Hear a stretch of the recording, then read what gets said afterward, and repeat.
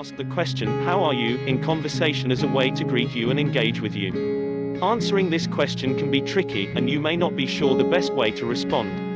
In professional situations at work or with an acquaintance, you can give a brief, polite response. In other cases where you are talking to a close friend or family member, you can respond with a longer answer and engage them in a deeper conversation. With a few considerations, you can answer this common question correctly depending on the social situation you're in. Number 1. Giving a brief, standard response. 1. Respond with, "Fine, thanks," or "I'm good, thanks." You can use these responses if you are speaking to someone in a social situation you do not know well, such as an acquaintance at a party or someone you have just met while out and about. You can also use these responses if you are talking to someone at work, such as a coworker, a client, or your boss. 2. Answer with "Not bad" or "Can't complain" if you want to come across positive and friendly. You can also say "Not too shabby" or "Things are good." These responses are a good way to present a positive demeanor to a coworker, a client, a boss, or an acquaintance. 3. Say "I'm okay, thanks" if you aren't feeling well but want to be polite. If you are feeling ill or a little sick, you can use this response to let the person know this in a polite way. The person can then move on with the conversation or ask you more probing questions. This is a good response if you do not want to lie about how you are feeling, but you do not want to be too honest or personal with the person. 4. Make eye contact with the person when you respond. Engage with them by looking them in the eye when you answer their question, even if you are trying to be polite or brief with your response. Keep your arms relaxed by your sides and your body turned towards them to demonstrate positive body language.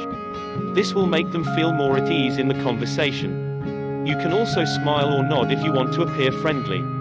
Number 2. Providing an answer to encourage conversation. 1. Give a detailed answer when responding to a close friend, a family member, or your partner. These are likely individuals you are close with and trust on a personal level. Tell them how you are feeling in a more meaningful and detailed way. You may also be honest and tell a coworker or peer you are close with how you are actually feeling. 2. Express how you are feeling. Respond by saying, "Actually, I've been feeling," or "You know, I have been feeling." If you are feeling depressed or going through a tough time, you could also mention that so that your loved ones can help you. 3. Provide a detailed response when your doctor asks, "How are you?"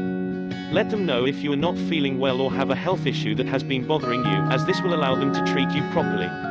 You should also give an honest answer to any other medical professionals, such as a nurse or a paramedic. If you are not feeling well, they need to know that so they can help you to feel better. 4. Say, "Not great," or "I think I'm coming down with something," if you are feeling ill. This response will allow you to be honest and let the person know you are not feeling well. They may then ask you more questions and show sympathy for how you are feeling. Only use this response if you want to talk about your sickness or illness with the person.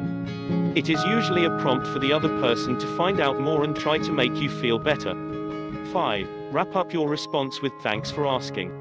Let the person know you appreciate their question and their willingness to listen to your long answer. This is a good way to end your response on a positive note, even if your response was about how you are feeling negative or not well. You can also say, "I appreciate that you asked how I was, thank you," or "Thanks for listening." 6. Ask the person how they are doing. Show the person you want to engage in deeper conversation by asking, "How are you?" once you have responded to their question. For example, you may say, "I'm fine, thanks for asking." "How are you?" or "I'm okay, thanks." "How about you?" For some people, if you ask them the same question, they may nod and say, "I'm good," or "I'm fine," and then be on their way. Don't be discouraged. Asking how someone is doing is sometimes not taken as a real invitation to say much. Number 3. Reading the situation properly. 1. Take into account your relationship with the person. If you are close to the person and have spoken to them about personal experiences or feelings before, it may make sense for you to give them a detailed answer. If you do not know the person well, such as someone you work with or know through a friend or family member, you may keep your response brief and polite. 2. Notice when and where the person asks, "How are you?" If the person asks you at work at the coffee machine, they may expect a brief, polite answer that is appropriate for an office setting. If the person asks you over drinks or dinner after work or school, you may give them a more detailed, personal answer. 3. Pay attention to the person's body language. Notice if the person maintains eye contact with you and stands still, with their body turned towards you. These are usually signs the person wants to connect with you on a deeper level and have a conversation with you.